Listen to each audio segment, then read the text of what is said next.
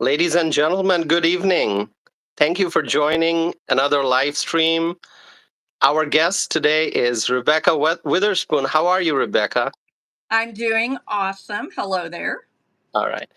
Well, Rebecca is a wife, mother, and grandmother, and she is a Republican candidate for Wisconsin State Assembly District 42. Now, I want to share a little bit about Rebecca's background with the viewers. Rebecca serves as a trustee on the DeForest Village Board, being first elected in 2021. She has worked in the legal field for more than 25 years and also owns and operates her own travel agency since 2019. Rebecca's priorities would include keeping tax burden low, increasing job opportunities, ensuring fiscally responsible budgets, reducing overregulation, and protecting life. And Rebecca wants to ensure that Wisconsin's public education is balanced, fair, free from undue influence by political ideologies, and focused on helping students become productive individuals in society. With that, Absolutely. welcome, Rebecca. And so this is an overview of your background, but tell us more about yourself. Tell us more about your background and how you got involved in politics. Oh, wow. Well, where do I start? No, just teasing. No, I am not, as you will probably gather from my accent, I'm not originally from Wisconsin. So originally I'm from down south and I grew up, well, I was born in Evansville, Indiana. I learned how to talk in Chattanooga, Tennessee. So I've got a very hickish accent at times. It's been softened as I've lived up here. I've lived up here since 2001, early 2001, although I did live up here for part of my high school years, which is why I came back up here because I loved it so much. But yeah, like you said, I'm a wife, I'm a mom, I'm a grandma. I have three amazing granddaughters. My son lives in Sun Prairie with his wife, who he met in China, and so my grandchildren are half Chinese, half American. They're American citizens. My daughter, she lives out in the Seattle area, and I have family who lives up here. I have family that lives all over the place, but my family is as you can tell from the last name, Witherspoon. My family has been involved with government in one way or another, off and on through the years, all the way back to the founding of the country. And one of my ancestors was the only clergyman to sign the Declaration of Independence. That's John Witherspoon. So I've always kind of had a kind of an ingrained love for politics and our country and the Constitution and what our country is all about. And a few years back, but I've always been one of the silent majority. I was always in the background. Um, I that kind of changed about 4.5 years ago. Um, Lots of things were going on in the world at that time, but I was really paying attention to what was going on, and I started paying really a lot of attention to what was going on in my own village, and which is DeForest, Wisconsin. And to be honest, I wasn't really liking what I was seeing, but having been so silent and not really getting out to really let others know who I was. I knew some people, but I didn't know a whole lot of people in town. I used DeForest more as a bedroom community at that point. But it just a switch kind of flipped for me. And I woke up, I started paying attention to what was going on. And like I said, I wasn't liking what I was seeing, and I decided I wanted to get involved. But at the same time, I was like, who's gonna who's gonna even remotely listen to me? Well, lo and behold, when your message resonates with people, they tend to listen to you. And I was I sought to go for the village board as a trustee, and I started I don't know if this is a good word to use or not, but I was kind of strategic. I started meeting people, and I started meeting their circle of influence and their circle of influence, and just finding out what was important to them. And then I put my hat in the ring to run for the village board, and got on the village board in a very cantankerous year. It was very contentious. Lots of things again were going on. That was in 21. Some controversial things were happening in the village. And I, along with a couple of the other village trustees, we were able to start to bring some sanity back. And long story short, we've kind of turned the village around. We've got a really good, solid village board right now that it's a good makeup. It's kind of got a lot of voices on there, but we're all focused on one thing: what's good for the village and what's good for the people in this village. And we don't want to go hog wild in any one direction or the other. So we're kind of really focused on being very smart about how we grow, and trying to really re-engage people in our village, which has really been, it's been a long journey to get there, but we've got a lot more engagement from our public now, which has been just tremendous. I love it when the people get engaged and recognize what's going on and what's important. And sometimes they come and they tell us what their concerns are, and sometimes it doesn't always work out the way they want. But we're always listening to them, and we're trying to incorporate as much of what everybody is telling us into what they're wanting for our village. And I think we've come a long way in making sure our village is the way people are really wanting it to be. Yeah. So that's kind of how And, I got involved. sure. And you are now running for state assembly, so you are Mhm. already an elected official at the local level, and now you're looking at possibly becoming, hopefully. Do you have any primary challenger? No, I do not. I do Okay. not have a primary challenge. Neither does my opponent. Okay. She's also from DeForest, and Okay. she's actually on the Dane County board. Um, Okay. that might tell you everything you need to know about her. Yeah. But I mean, she's a nice lady. I'm not saying anything about her personally. I just don't like her policies. Yeah. And And and we will get yeah, into Dane County yeah. down later on. But you are you're planning to run. You're running for the state assembly Mhm. with all these map changes. The current maps, yeah. Well, I kind of describe it as the state of Texas with a hump on it. That's the shape of it. But it kind of starts in the very northern section of Madison now. It includes kind of that American Parkway area down to the airport and just behind the airport, and then funnels up. It includes Burke, it includes Windsor, DeForest. It kind of starts to pan out and includes Vienna.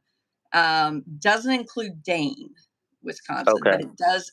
It stops just short of Dane, and then right at the county line, it goes straight across. It goes Mm, from Wisconsin River all the way over to Columbus, and includes the city of Columbus as well.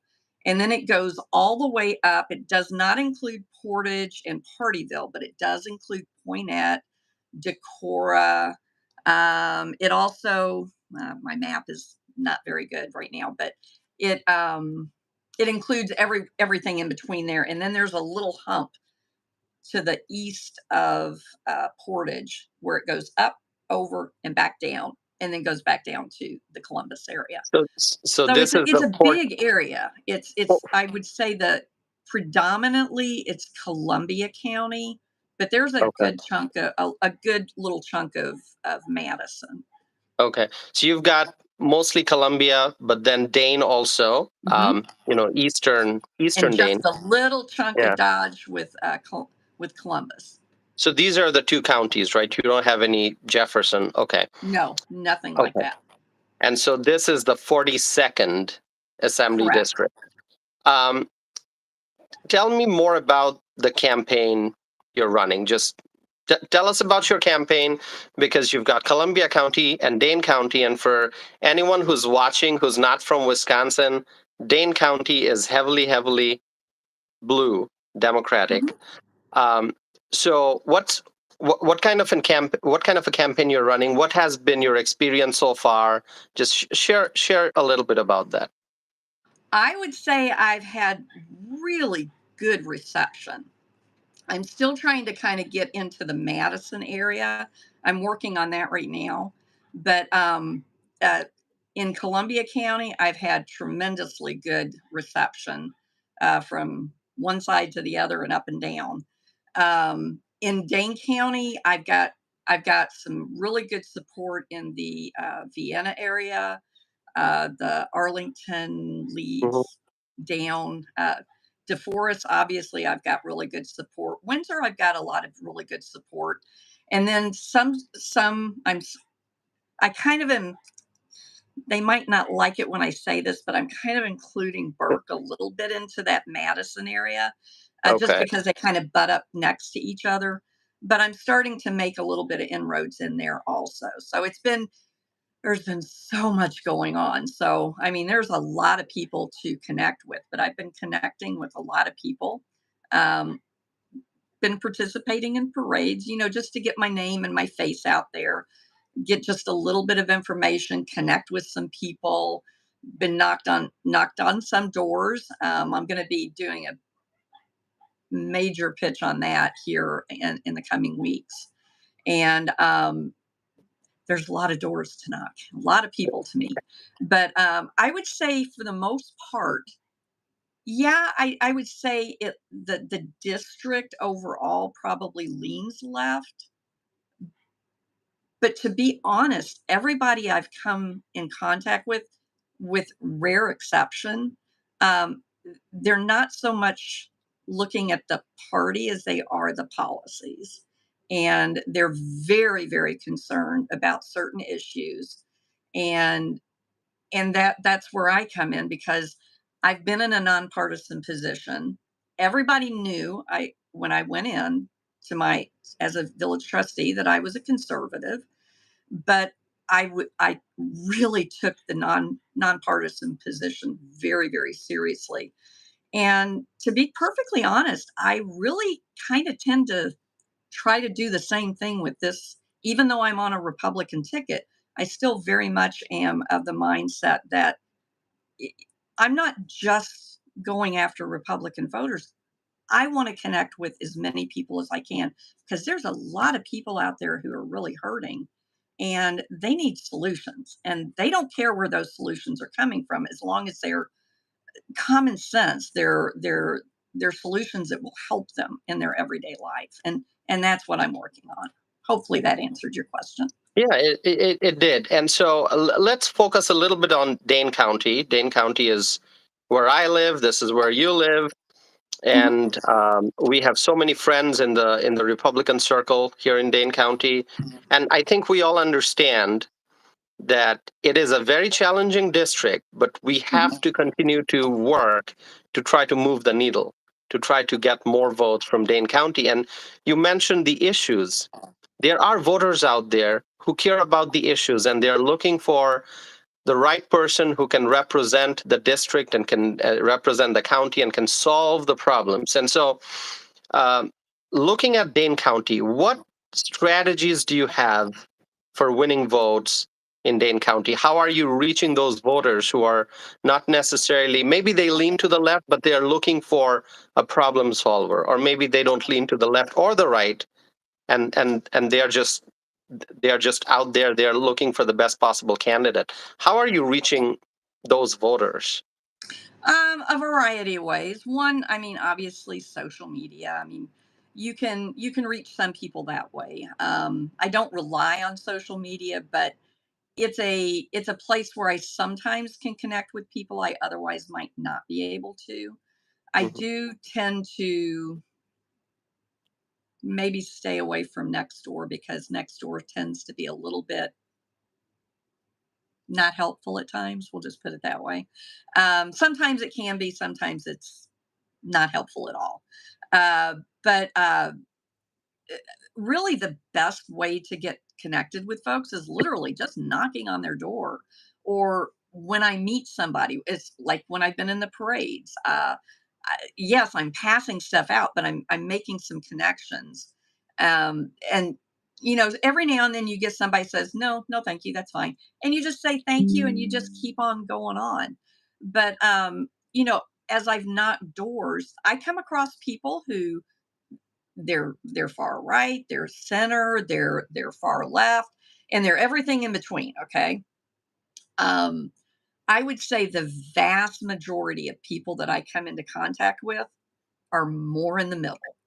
They might lean a little bit to the left, they might lean a little bit to the right, but those fringes, that's not who I'm after. I'm talking to the people who actually want solutions. I'd say the ones on the fringes, either side, they're just they're not helpful. Okay.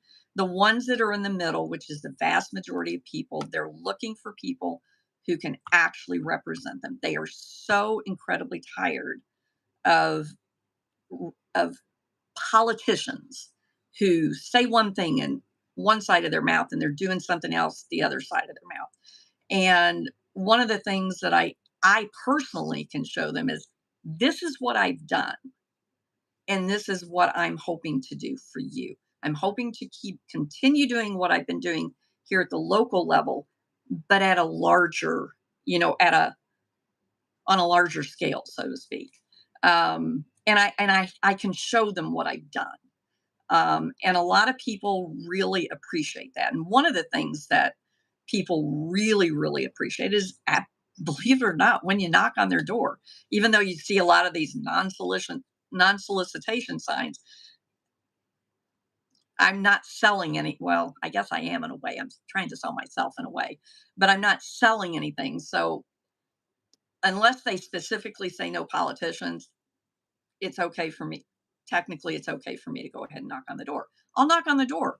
I'll introduce myself. I say, hey, this is who I am. Mhm. What's important to you?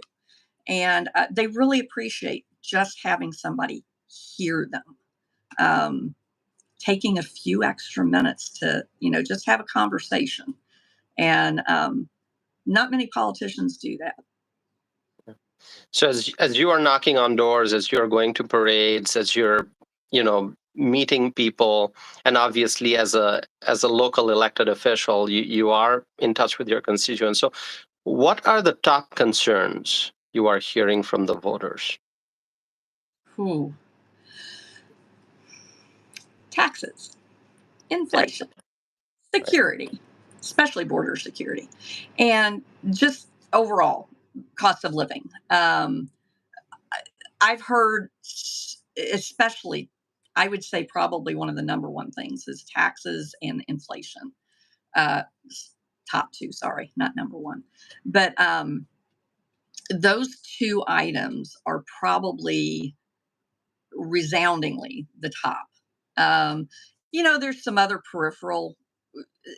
Some people have one issue, some people have another, but overwhelmingly, I would say 98 to 99% of the people that I speak to, the first things they're talking about is inflation and taxes. They can't afford their property taxes. And I mean, for example, I mean, what are your property taxes made up of? You've got your schools, you've got your local, you've got your county, and then you've got your federal. Well, no, federal isn't included in property. Sorry about that. But you've got all those mixed in together. And I mean, each one does their own budgets, and local doesn't affect the county. The county doesn't affect the state. I mean, all this stuff goes on, or the schools, I'm sorry, the schools, but all these different taxes, and you've got all these communities where you've got schools that are coming up with some frankly, really disturbing referendums for operations and other things. And then you've got your county, Dane County. I mean, they raised our taxes in the middle of some of the highest inflation in our history. They raised it 14% on.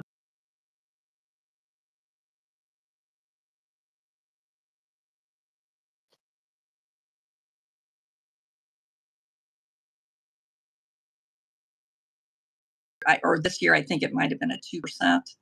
So, I mean, we worked really, really, really hard, and we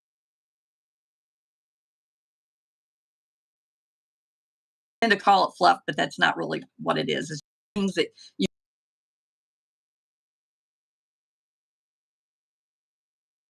do you really need it right this moment? I call that kind of fluff. At some point in time, you probably will need it, but we need to better bring it into the budget at a more steady pace rather than a boom, boom, boom. So we worked real hard on that. And so, but I've seen people who have had to sell their homes in my own village where we've worked hard to keep the property taxes down because other taxes on top of ours have just priced them out of their homes. And they've had to go to Columbia County where the taxes are lower. And people, it's not sustainable. And we have people who are on very limited incomes right now. Some people who they don't know if they're going to be able to stay in their home, and they're in their retirement. Come on, this is America. They worked hard all their lives, and now they're going to have their taxes tax them out of their home. That's ridiculous. We need to have elected officials do a better job. Yeah, This is yeah, people's money, not their money. and I hear about uh, you know, concerns about inflation, and it's been going on for a while.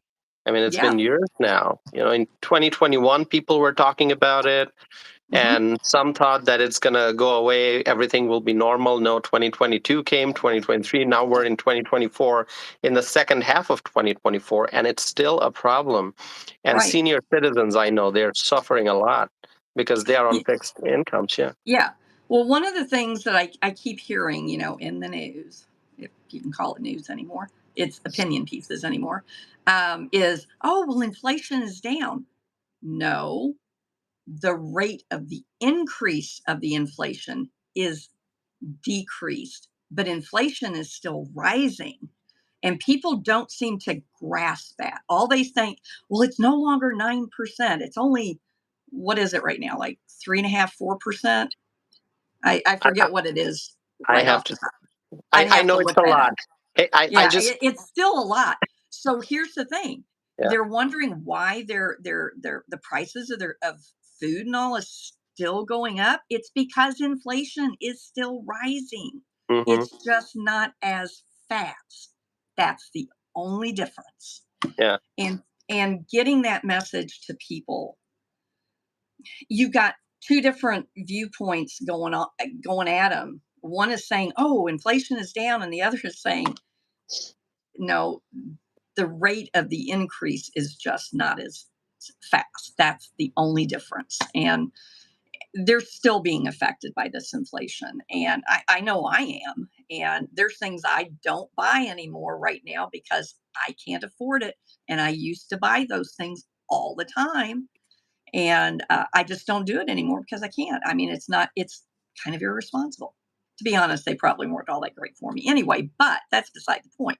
I can't do that anymore. I don't have as much spending money, throwaway money. A lot of people don't have any. Some people can't even make it from one check to the next. So this is a real issue. Yeah. Yeah. And I would just tell people, you can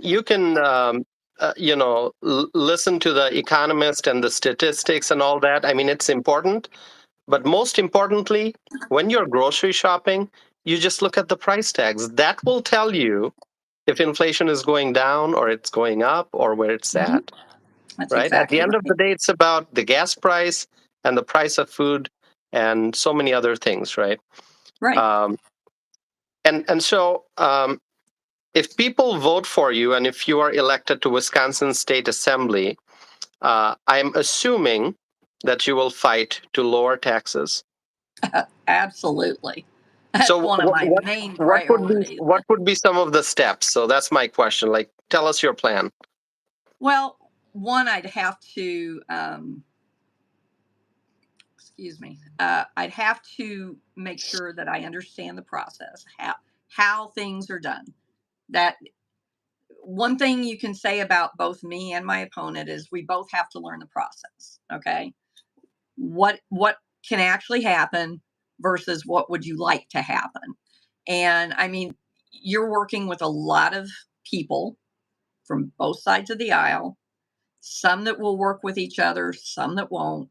So you've got to find a way to be able to, one, talk in such a way that the parties on the other side of the aisle from you will actually hear and listen to you, versus just shutting you off. Okay. That's been something I've worked really, really hard over the past few years, is to really understand how to talk to people that I don't always agree with. It's called respecting their opinion. Okay. And a mutual respect. If you don't have some type of mutual respect, you're going to be beating your head up against a brick wall, maybe a steel wall. But I would say, for the most part, understanding the processes, that's going to be the first step. I'd say that the second step is being able to communicate, getting to know the different people, the different players in the legislature. And then actually, I'm sorry, I just saw one of the chat comments. I loved it. Read my lips. No new taxes. Oscar, raise the taxes. I I'm see sorry. that too. That made me chuckle, Colin. Thank you. Um, uh, where was I at? Okay. Know the process, communication. Communicate. Mhm. So then it's actually finding out, okay, how do you get a bill presented? Okay. How do you present a bill? How do you get others to sign on to it? How does it get presented? How do you get that passed? Okay. I know Mhm. it's got to go through committees and stuff like that. So, I mean, it's a process, and our government was set up not to be knee jerk. It was set up to be a slow process. We want instant gratification, but that is not what government is. It is a slow, steady process, because if you have those knee jerk reactions, you're going to have a lot of unintended consequences, that then you're having to clean up after. So, really looking into, okay, what's this language actually saying? What will this Mhm. language actually produce? So, there's a lot. I mean, I've worked in the legal field a lot for a lot of years, so I understand legalese, and the nuances to some of the language. It can be really important, and understanding how that all fits together, and how does this bill affect something else that may already be on the books, or something else that somebody else is wanting to do. There's so much that it goes into all this stuff, that and I'm only just kind of in the beginning stages of understanding some of it.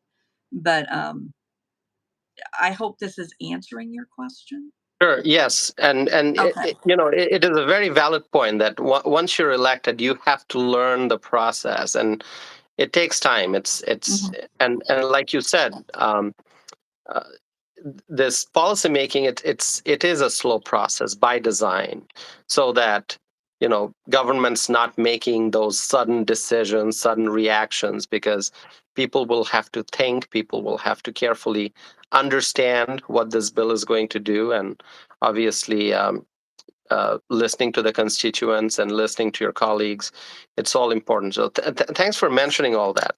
um, Now let's talk about the public education system. I know education is a huge priority for you.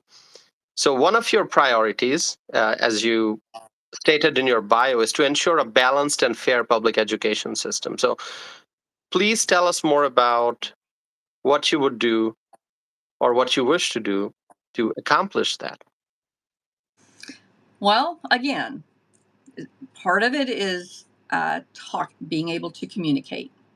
Me communicate with other people in a way that they can hear what I'm having to say, Mhm. my viewpoint. Okay. If I'm not going to deliver that, my viewpoint in a respectful way to the other side, they're not going to listen to me. Okay. There's some, and I'm not saying everything that the other side has to say is wrong. I would say probably the vast majority of us, with some exceptions, I think we're all wanting kind of the same end goal, but we have different ways of getting there, or at least that's how it used to be. I'm hoping we can get back to that place.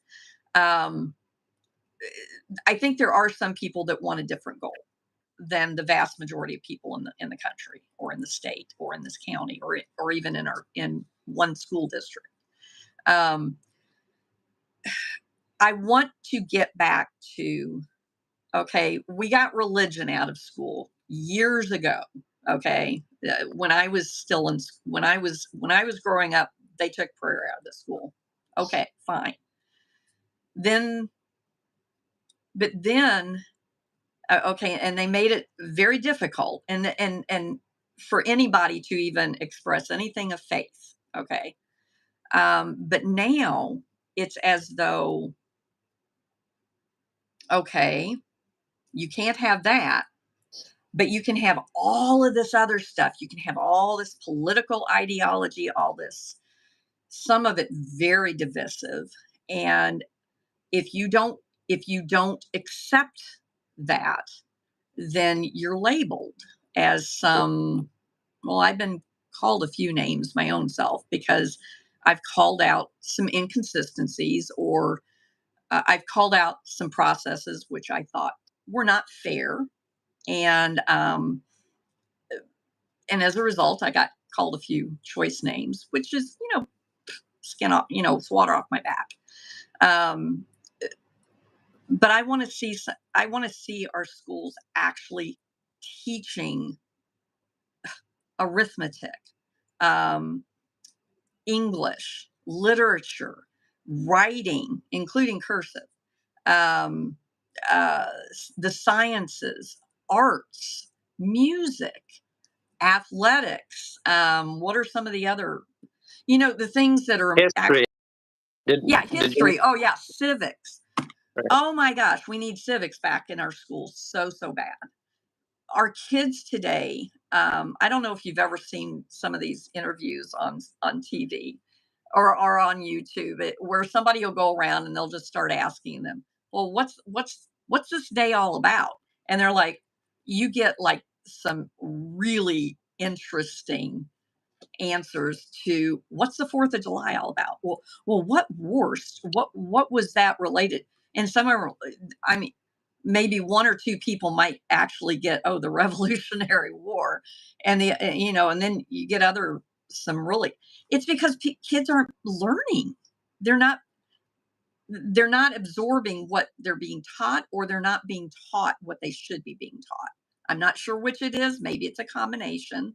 And I think some schools do a really good job, and I think some schools do a really lousy job. And I'm not going to label every one of the schools as being bad, because I don't think that's true. I don't think every teacher is bad. I think there's some bad apples in there. Okay. I'm not going to paint every administrator as bad. I think there's some administrators that are not as good. We'll put it that way. And I think everybody who is in our public education, or even in our private education for that matter, that's a different battle though. Our public schools, this is this is where most of your kids are going. Your parents are relying on the schools to give their kids a decent education, and their kids are coming home with these crazy ideas. and they're being taught that they're not something that they are. And it's like, excuse me. And then they're being told, well, you can't tell your child that anymore. Excuse me, that's my child. That's not your child. Um, I will raise my child the way I see fit. Unless I am doing something against the law, I will raise my child the way I see fit. And you don't get to tell me what I can and can't do. And you don't get to threaten to take my child away because you don't like the fact that I don't use a certain pronoun. I mean, it's gotten really weird. To coin a phrase that the left has been using for here lately, it's gotten really weird lately. So we just need to get back to the basics. I have nothing against people who believe something different. That's what this country is all about. But don't try to ram your beliefs down other people's throats and expect there not to be any kind of pushback. I mean, that's an unreasonable expectation.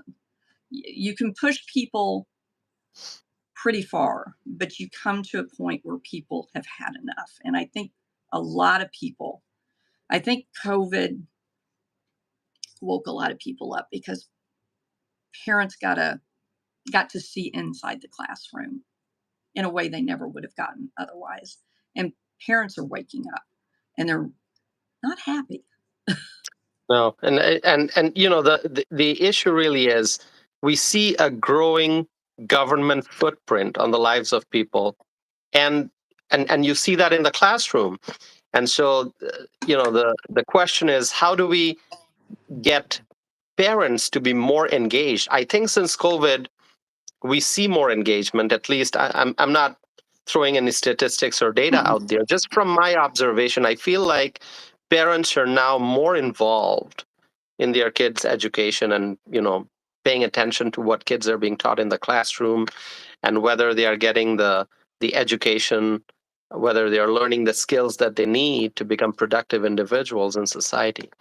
And so how do you get parents to be more involved, and less of government's footprint on the lives of people? That's how I see it. Well, decrease the footprint of the government on the necks of the parents, for one thing. Um, I'm going to say this, and some people will like this, some people will not, and I apologize to those who don't like this, but I mean this sincerely. I have to tighten my belt. I have to cut some things out. I have to prioritize what is important in my life, in my finances, every single day. Why are our schools not doing the same thing? Why are they? Do you realize? Okay, Department of Education was implemented. It was created in what, 1979? I think it was my senior year in high school. Okay, Okay. and from that point on, prior to that, we had one of the best education systems in the world.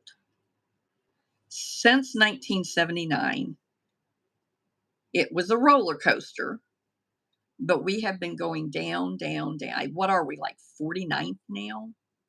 I forget where we are, but we are not number one, not even remotely now. And Japan, they we gave them our education, and they took off with it, and they've been doing great. And we've gone downhill because we've walked away from the roots of what's important, teaching our kids what's important. Excuse me. And we've got to get our schools back to, rather than it's all about the money, we've got to have X amount of money per child to be able to do. Well, I'm sorry. Do you realize that there used to be, we had one room schools They had slates. I'm not saying we want to go back to that. I'm just saying we had some of the best education in one room schools with virtually no money. So you can't tell me that that money is going to change anything, because it hasn't. They need to get back to the basics of what is important for our children. And that is to give them an education that will prepare them for when they graduate high school, so Mhm. that they can get a job if they haven't already gotten one, and be a productive member in society. It is a start, it is not the end game. Some kids will go on to higher education, some will go on to trade schools, some may not choose to do any of that. Some may become an entrepreneur, and who knows what they're capable of. But when you untie the hands of our children and give them the education that they so deserve, then these are our future leaders. And look at Absolutely. what they are producing. Some kids, thank God, some of these kids have a mind and a will of their own, and they're not little sheep just being led astray, and they're fighting for their future. But look at the vast majority of the other kids. Some of their lives are being destroyed because of some of this stuff.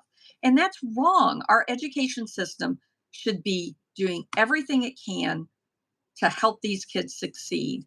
And I don't see that happening.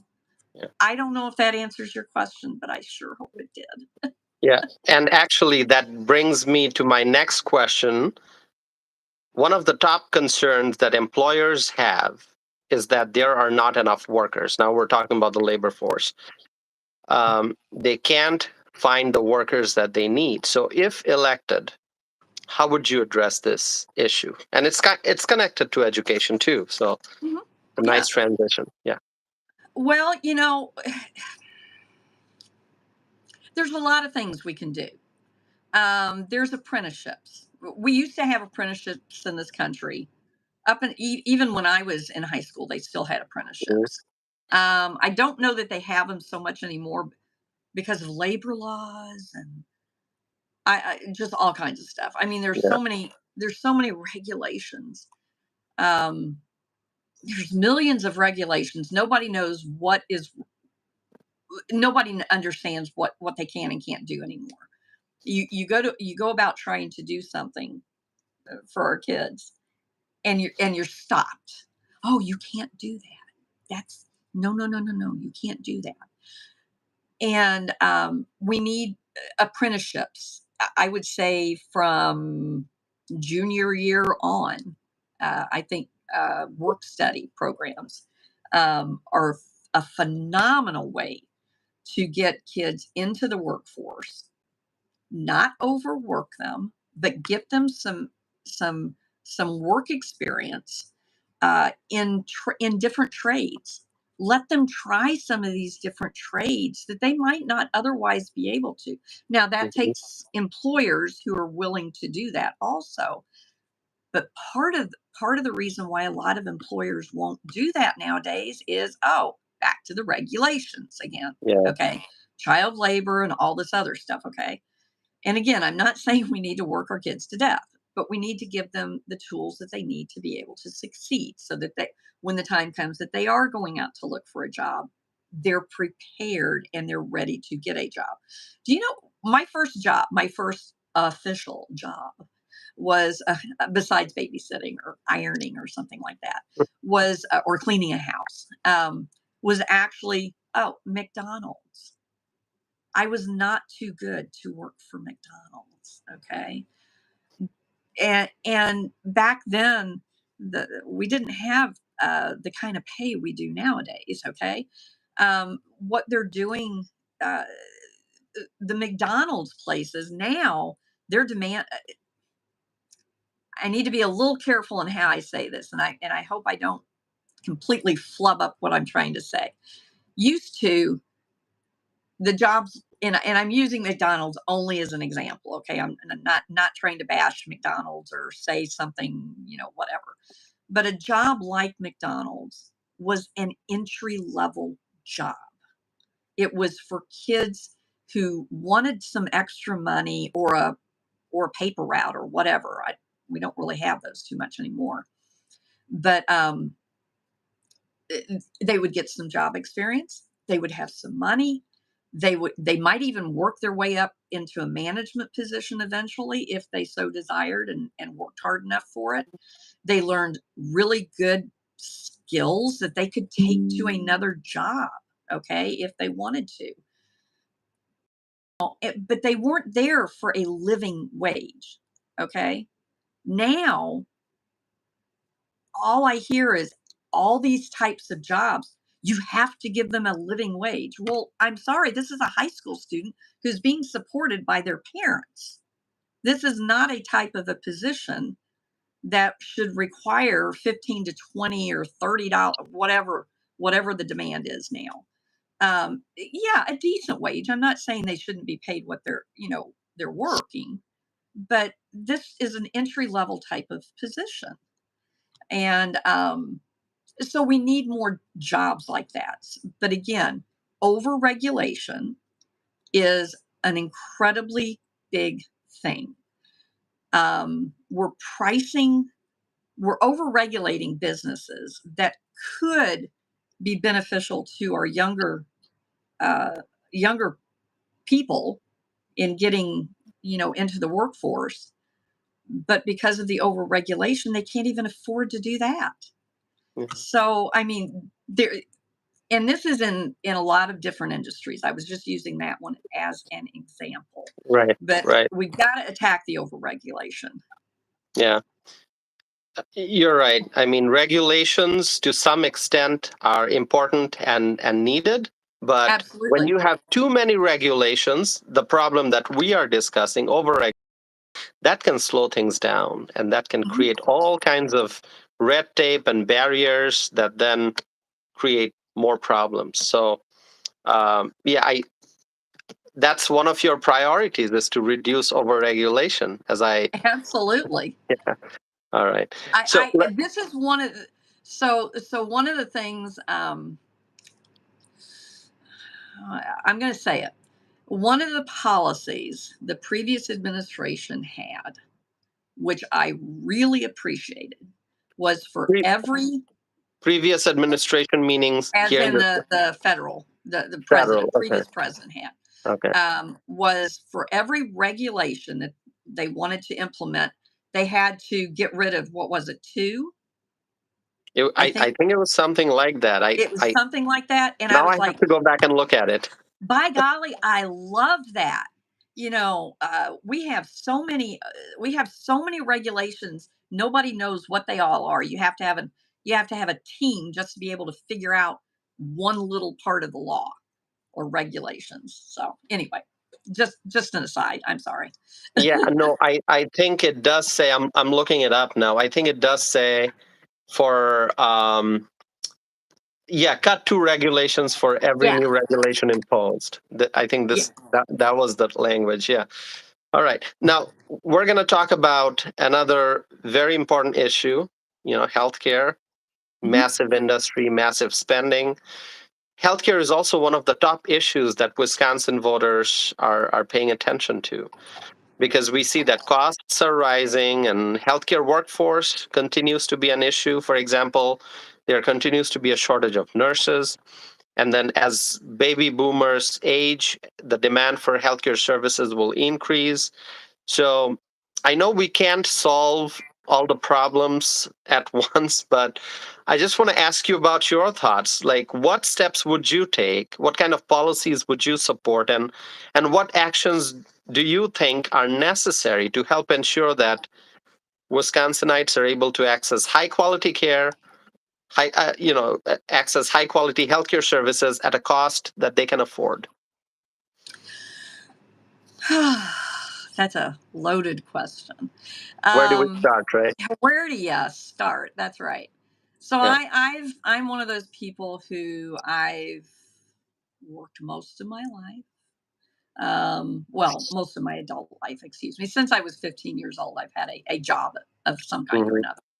Um, Most of the time, I have worked for employers who have offered very good health insurance. There was a period of time where I kind of semi-retired. I like to say I semi-retired. I wasn't really semi-retired, but it's I kind of, because I wasn't working full time. Okay. And as a result, I did not have health insurance. And thankfully at that time I was in reasonably good health. Okay. But I also have a condition that's called fibromyalgia, and it can sometimes flare up. And uh, and when it does, it kind of knocks you off your feet for a couple days, and then you get back up and you keep going. It's just you learn to live with it. But so I had I when but when I would have some of these flare ups,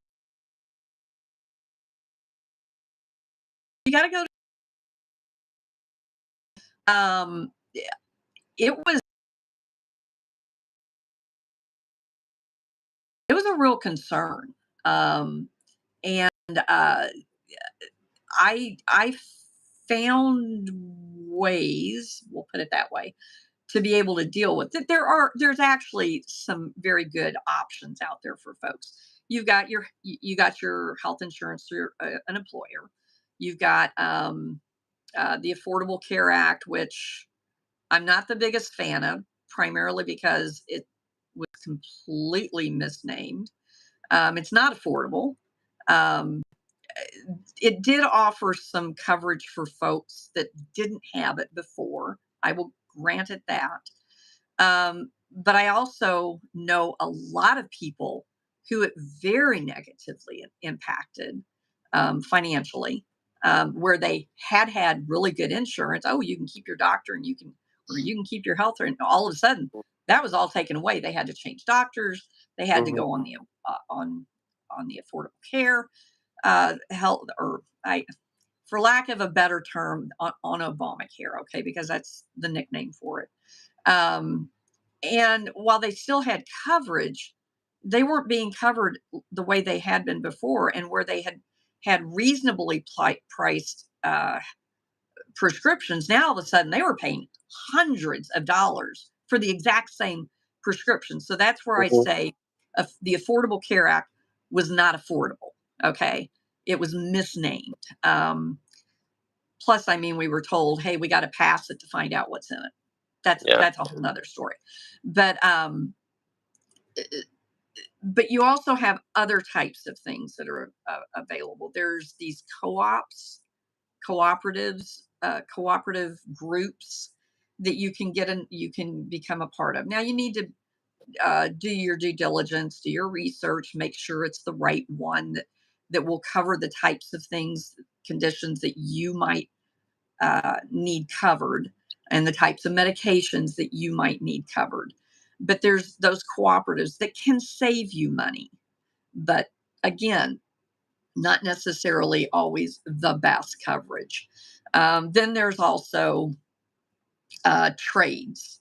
Some trade, if you're a part of a trade organization, even if you're not working full time, a lot of times you can get access to a little bit, kind of a group rate. It's not completely group rate, but it's better than full price. So there are different options out there. I'm not a person who is in favor of, I guess they call it Medicare for all. Um, that said, I'm not against um, finding some way to help bring those prices down for folks. I, Healthcare is different. We have such a diverse population, and an insanely big population, that what might work in a small country over in Europe is not going to work over here. It financially cannot work. Um, it's one of the reasons why we don't have trains the same way they have in Europe. We have a geography that it just won't work. But so there's I almost feel like you kind of need to look at the state level to be able to figure out what works in your state, rather than at necessarily the national. Maybe the national can help some, But I think really you're going to have to look at your state level to find what works. And I do think, I know, if I'm not mistaken, I know there's a lot of regulations where you might be able to use this insurance in that state, but you can't use it over here in this state. Why not? Why can't you do that? Why can't we get something where those barriers are brought down or eased at least, so that we can get a little bit more cooperation between some of these states? I think there's a lot of different ways we can peel this onion to find that little sweet center. But it's not going to happen overnight, and there's no easy solution. Um, I don't know what the answer is, but I'm certainly willing to work on that and gnaw on it until we figure it out. Absolutely. I mean, it's the healthcare industry is enormous, and there are many problems that need to be solved. And you're right, you can't solve those problems overnight. But you obviously, as I understand, you're willing to learn and to listen to the constituents and to talk to your colleagues to find out Yeah, how we in our state we can help address some of these healthcare problems, make access more easy, make reduce cost and still maintain ensure high quality. So yeah. um, One thing I would sure. add, I had an interesting question. So part of my job at the law firm that I work at is employment law. And so I see a lot of things going on with workers' comp, EEOC, stuff like that. Mhm. Well, your healthcare industry, I mean, that's a beast. But you got a lot of, again, I think it's over regulated. Um, we do need regulation because we need to make sure our healthcare providers know what the heck they're doing, and that they are doing, they're acting ethically. But uh, but there, some of the regulations are just kind of insane, especially when you get into some of the workers' comp and stuff like that. Um, equal opportunity, all that stuff. But you've got these independent contractors, and and then you've got your all this other stuff. So there's all these different things, and you see the regulations that are just kind of trying to decimate independent contractors. Well, some of those independent contractors work in your healthcare field, and if they're regulated out of existence, they're not going to be able to offer their services. Mm, And they can a lot of times offer their services at a lower rate than what you would otherwise be charged at say, a clinic or at a hospital. One of the reasons why we have such high rates of healthcare, the cost of healthcare, is because so many people have had to rely on the hospitals, because everything, our whole healthcare system tends to be um, reactionary rather than proactive. And what I mean by that is uh, we're more concerned with treating a symptom than we are with preventing that symptom in the first place. And we have people need to learn about nutrition. They need to learn how to, exercise. I know personal responsibility. I know that's a really dirty term, but especially these days. But, taking responsibility for your own health is really, really important. You cannot necessarily rely on somebody else to do it for you. In fact, you can't, because you're the one who's going to have to implement whatever is necessary to make sure you're in good health. And if you can get your health in order, then you won't need as much health care. So I mean, so our insurance is. I'm beginning to see more and more health insurance providers offer that preventative care, but it's still long way away from being where it should be. That should be the number one focus rather than just being a reactionary. Why do you think the costs are so high? Yeah. If you're not preventing it, you're going to be paying more. Sorry. No, I Didn't mean to mean, interrupt you. w- thank you for sharing those thoughts. And you know, we have covered, because before I get to my next question, I just want to do a quick recap. You've talked about overregulation, that being a problem. We've talked about healthcare, taxes. It's important to reduce taxes and allow people to keep more of their money. We've talked about education. We've talked about the labor market, insurance. So, having covered all these topics in this live stream so far, my next question is, if elected, what legislative committees would you like to be involved in? Do you have your favorites? Like, these are the issues Um, you want to work on. Actually, yeah, I do have some, and I forgive me if I get some of the names wrong, but you'll get the gist of what I mean. I'm very much I'm very much a person who wants to make sure um, safety. That's one. Public safety. Um, Okay. Victims are being actually treated properly. I know, rather than always being about the criminal. How about let's take care of the victims?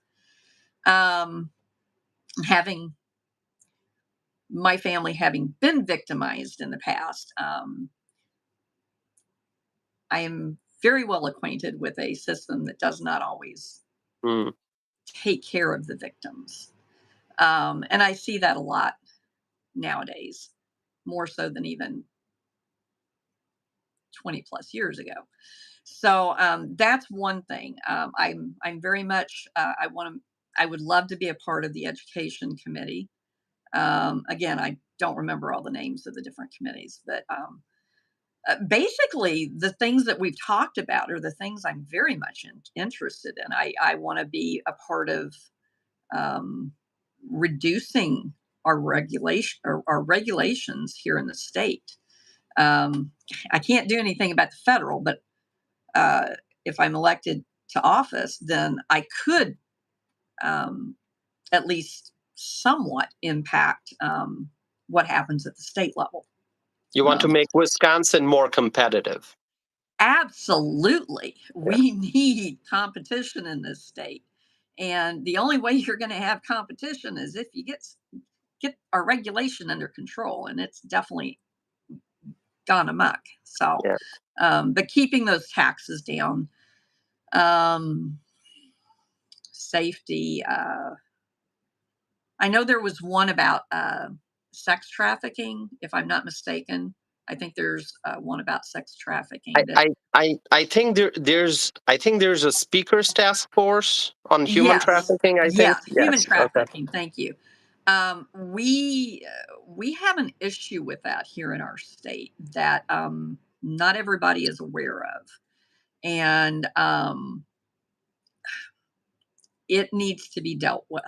Mm. And if you don't have people at the state level willing to actually deal with it, um, and when I say actually deal with it, you can talk all day, but if you don't actually take action, then there's a problem. It's just going to, it's kind of like at our border. You can talk all you want all day long about, oh, our border is secure. But if you have 10 million people coming into your country, guess what? It's not secure. Mhm. So I am very much a person of action. Um, Actions speak way louder than words. And so, yeah. My next question is about it's a big topic right now, given the election. We're approaching November. The absentee ballot drop boxes. What are your thoughts on this Supreme Court ruling on I think it absentee was ballot drop boxes? Do you want my honest opinion or a political answer? No, I'm this joking. channel is You're going about to get my honest honest opinions. opinion. Give me your honest opinion. My honest opinion is I think it was one of the biggest mistakes that our current Supreme Court has made. They reversed one, it is absolutely unconstitutional to have these unprotected, unwatched, the whole whatever it is, drop boxes, Hmm. okay, where there's no supervision of them. There's not even a camera or lighting in some places.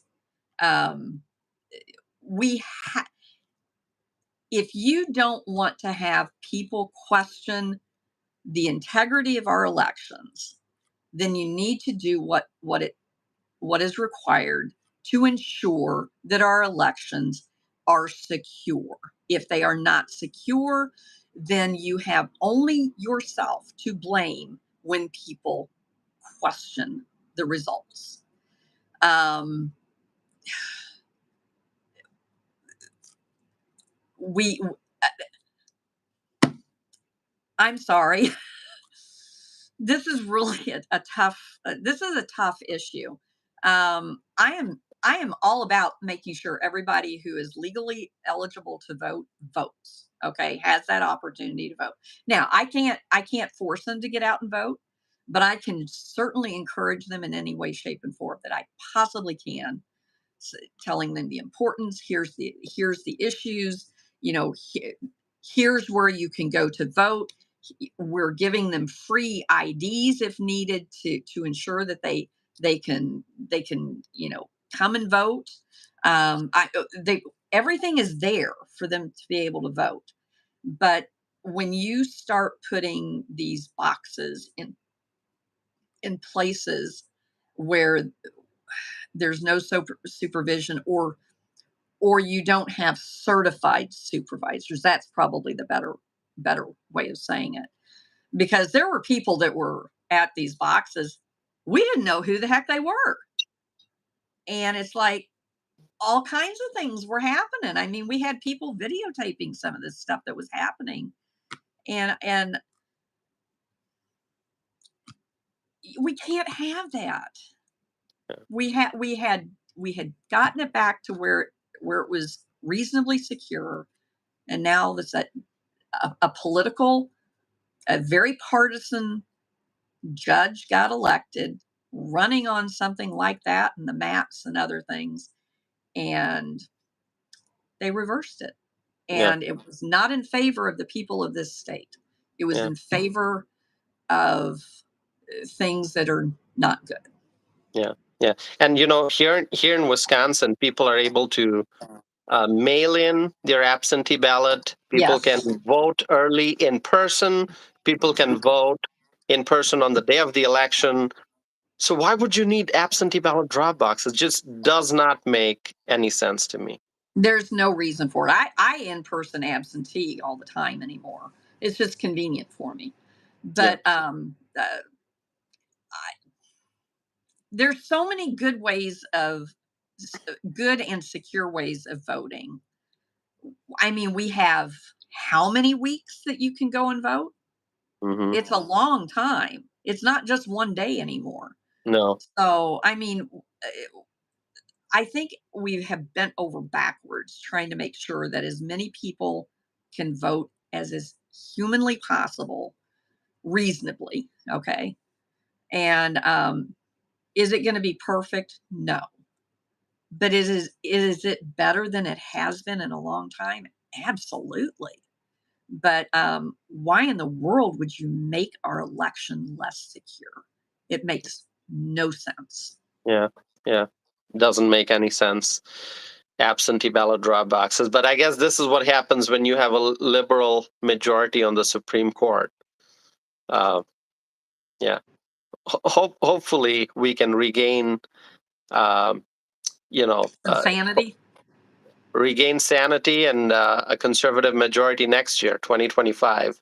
And here's the I'm thing. looking I don't beyond care if you're a 2024. here's the thing. I don't care if you're a Democrat, Republican, Independent, blue, black, green. I don't care who you are. if you believe in our Constitution, both our federal and our state Constitution, and you abide by those, I like you. And again, I don't care what party you are, but if you do not respect our our federal Constitution, our Bill of Rights, and our state Constitution, I have a problem with that. I have a real problem with that. And yeah, when Yeah. you want to try and infringe on my rights, well, just don't tackle with me. Next question for you. It's an important one because this Mhm. is something that's on the ballot in August. So the primary is tomorrow, August 13th. The amendments that are on the ballot. Do you have thoughts you want to share? Absolutely. Anybody I have talked with, I have been encouraging them to vote yes. Basically, and I don't care what party is in control. I would say this regardless of the party.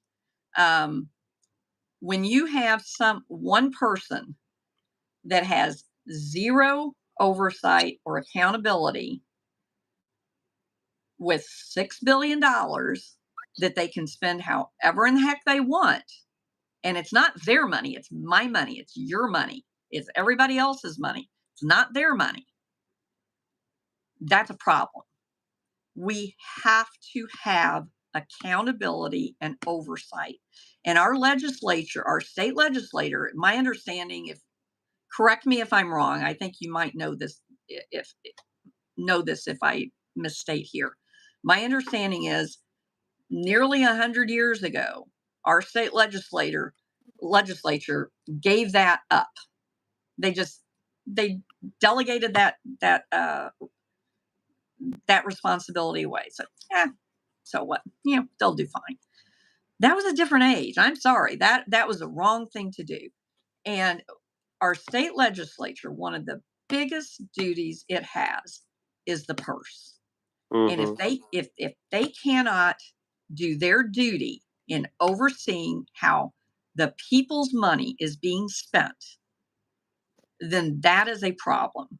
And I don't care if you're a Democrat, a Republican, or anything else.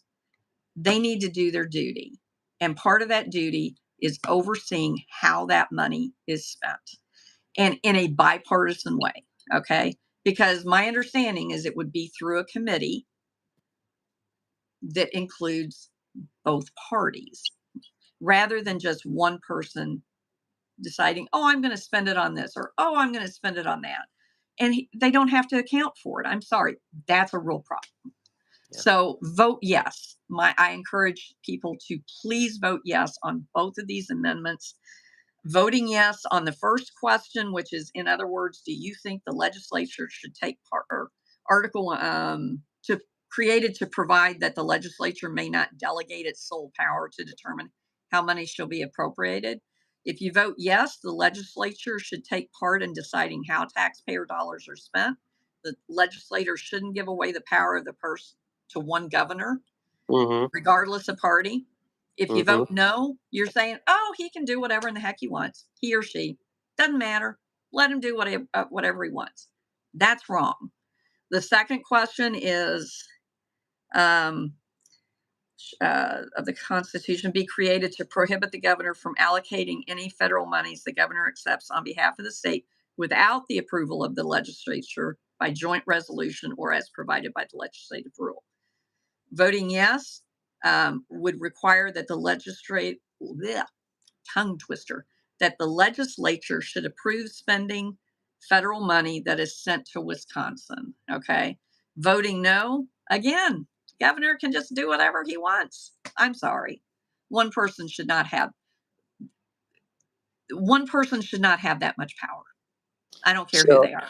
So in short, vote yes for more transparency, Absolutely. for accountability, and to really allow the body the legislature that was elected by the people, the representatives, for them to make the decisions about how these funds should be spent, right? Yes, absolutely. Okay. So Wisconsinites, remember to vote yes on both amendment questions. So let's switch. Do you have anything more to add, or should I? I can ask the For next that? question.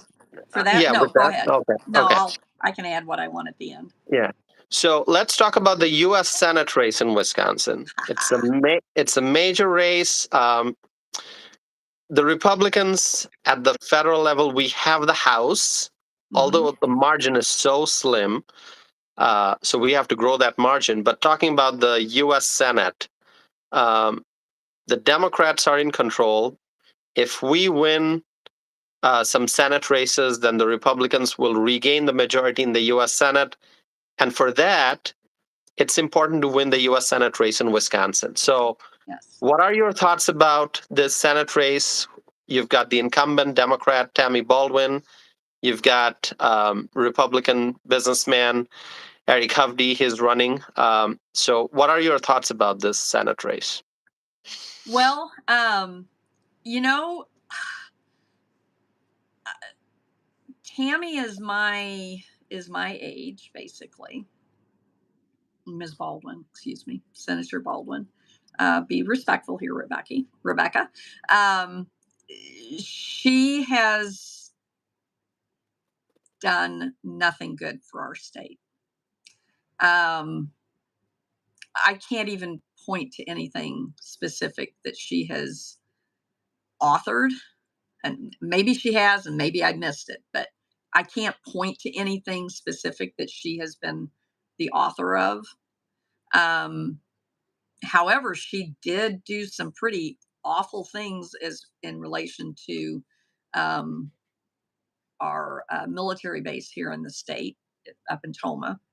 Um, Big cover up there, and tried to blame it on somebody else. You know, threw her people under the bus. That was great leader. Um, Senator, or I'm sorry, I'm already having him elected. Eric Hovde, I think, is going to be an excellent choice. He is a strong Wisconsinite. Yes, he's got stuff in other in other states going well. He's a businessman, and guess what? So does Tammy. Tammy doesn't even live here hardly at all anymore. So you can't use that against him if you're not going to do the same against Tammy. Okay. So let's just throw that one out the door. Eric Hovde has done some tremendous things. I don't even know the half of them, but I just a little bit that I've been learning over the past few months. I've gotten to where I really like him. I think he is smart. I think he has uh, some very good ideas that will go a long way in helping our state economically. Mhm. And I don't think he's one of these people who says one thing and does another. Okay, what I have seen is he says one thing and he actually does it. So I really like him in that. So I'm encouraging people everywhere I go. I'm encouraging people. Hey, please vote for Eric Hovde. I think he's the right person, and I think Tammy, excuse me, Miss Baldwin is the most vulnerable she has ever been because she has supported this current administration that has almost destroyed our country. And until it was convenient not to. And now she's backing away a little bit. So, yeah, please vote for Eric Hovde. All right. Well, that's an excellent message. Vote for Eric Hovde. Um, Time goes by so fast. I mean, I can't believe we're approaching November really fast. I mean, it's August Tell me 12th. about it. I got a lot of Yeah, doors to knock. yeah, yeah. So no, I'm paying close attention to all the developments pertaining to the U.S. Senate race, and I just want to see the Republicans regain majority in the U.S. Senate and have Eric Hovde as the next senator from Wisconsin. Let me now ask you about the presidential race. Do you think Trump can win Wisconsin? I think it'll be tight, but I think it is possible to win it. I think a lot of people are not happy with the current administration. And now, if you go by personalities, if it's all about personality, like it was, I don't know, 4 years ago or almost 4 years ago, who knows what will happen, because neither, you know, Trump does mean tweets sometimes. Okay, whoop-de-doo-dah. Look at his policies. What happened under Trump when he was in office? What was our country like? Exclude COVID. Okay. Look at what was happening with our country economically. Some of the lowest unemployment rates in the history of our country, especially for our minorities, and people like me, a woman. But we had rising wages. Inflation was extremely low, so those wages, I mean, you had a real increase in your wages, and you could actually enjoy that raise. Mhm. Versus now, you might get a raise, but you're not going to feel it because it doesn't buy as much. Okay. You had a world that was at peace. Mhm. We were getting out of places like Afghanistan in an orderly manner instead of the debacle that happened The after chaos, yeah. the current administration got into power. Um, we got our people out. We didn't leave them behind enemy lines like they continually do now. You can't trust our government right now. I mean, it's horrible. And then Energy then you go, independence. oh yeah, energy independence. Oh my gosh, Yeah. we were one of the biggest producers in the world, and our Mhm. energy was way down. I mean, I remember those days. Boy, I want those days back. Yeah. But then you've got Harris. Well, guess whose administration she's a part of? The current administration. She cannot say it's not her policies. I've been hearing some of her speeches because I listen to what's going on. And she's saying, oh, well, when she gets into office, she's going to do this and this and that. Why aren't you doing that now? Exactly. You've had almost 4 years and all you've done is nothing. Mhm. So don't tell me you're going to do something when you've had 4 years to do it and you haven't done Yeah. it. Yeah. Okay. So So your uh, message for the voters in Wisconsin as they look at Trump and Harris? please vote for Trump. All right, wonderful. I like that. That's what I'm going to do. So let me ask you: have you voted already, or are you going to vote tomorrow? Absolutely. You have Absolutely. voted early. Okay. Um, so, uh, would you encourage going forward, looking at the general election and beyond that? Would you encourage Wisconsin voters to vote early? Oh, absolutely. Do you know what happens in November in Wisconsin sometimes? It's called a snowstorm. You know what happened in April of this year I during remember that. during the spring election? We had a Hmm. major snowstorm. Guess what happened to people who waited until the last day to vote? Some people didn't get to the ballot box. If you want to get if you wanted to, I understand voting on the day of. I used to do it all the time. Now I for convenience sakes, I've chosen to do in-person voting or in-person absentee. It's quick, it's efficient, it's at my time. Now, granted, not everybody has that ability to do that because of their job or whatever. That maybe they would have to take off work to do something like that. But if you can, I do highly encourage people to use all the different legal means of voting, whether it be mailing in your ballot, make sure you do it in time. Don't wait until the last second, because you know what? Mail sometimes is delayed. Um, but vote in all the different ways that you're legally allowed to vote. Take advantage of that. That's why they're there. Um, if you're someone who just really likes to vote on the day of, then go ahead and do that. But yeah, take advantage of all the different Sure. ways. Yeah. Well, I do have a final question for you because I want people to, I want you to share information with the viewers if they want to get in touch with you, if they want to volunteer for you, if they want to read more about your campaign and what the best ways to reach you. But before I Mhm. get to that final question, I just want to ask you, is there anything else that you would like to add that we missed? I know it's such a busy time here in Wisconsin and given the nature of Wisconsin politics. So anything that we did not cover that you wish to highlight? Yeah, actually, there was one other thing that I would like to. We touched on the Senate race. Well, I would like to talk about just briefly the congressional race too. We have Okay. a primary going on for the Republican against Mark Pocan. Okay, So in the uh, second congressional district. Okay. second, yeah, that. Sorry, tongue twister again. It's getting late. Um, we have Charity Berry and Eric Olson, who are up for a primary for the Republican Party.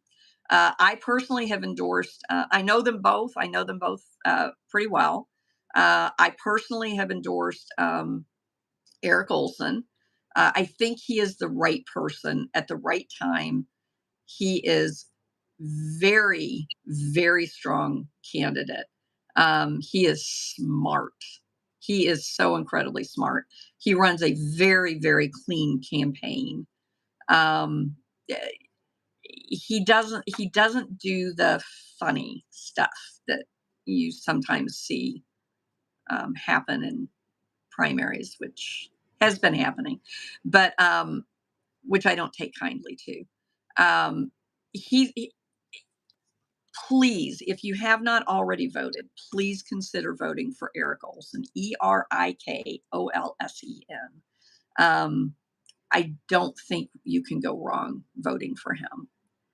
So that's my plug for that one. Um, there's other ones going on. I know the Sun Prairie. What's the district for Sun Prairie? For the state For the legislature. state. Oh, I don't remember the number. Well, I know I have to Lisa look up the map. Lisa, is it Mishler? I forget what her last name is. She is running for the Republican Party, and Okay. and so I highly recommend her too. But anyway, I yeah, that's my big plug is for Eric. Okay. Well, thank you for sharing that. Yeah, so we've covered the second congressional district, which you just mentioned, the congressional race here, the primary. We've talked about the U.S. Senate race. We've talked about the presidential race. All of these are so important. So yeah. So anyone watching, if you are a Wisconsin voter, if you live in this, whichever congressional district you live in, pay attention to who's on the ballot. If you are in the second congressional district, if you are a Republican, there's a primary going on, and obviously the Senate race and the presidential race. So um, I'm gonna be watching the results come in tomorrow night I and am too. in November for the big one, when the general election. Now, my final question to you: how can people get in touch with you? So, if Sure. somebody wants to volunteer, if they want to read more about you, if they want to email your campaign, what do you have a website? Do you have social media presence? I do. So I'm on Facebook. I'm on other platforms, but I don't really use them too much. Facebook is my big one. If you go there and look up, let me make sure I give you the exact name. Um, Hold on just a second. I guess I didn't realize. Well, if you look up Rebecca Witherspoon and find my mug on there, you'll know it's me. But otherwise, if you look for Rebecca Witherspoon for WI for Wisconsin, WI State Assembly, Hmm. that's me. Then I also have a website.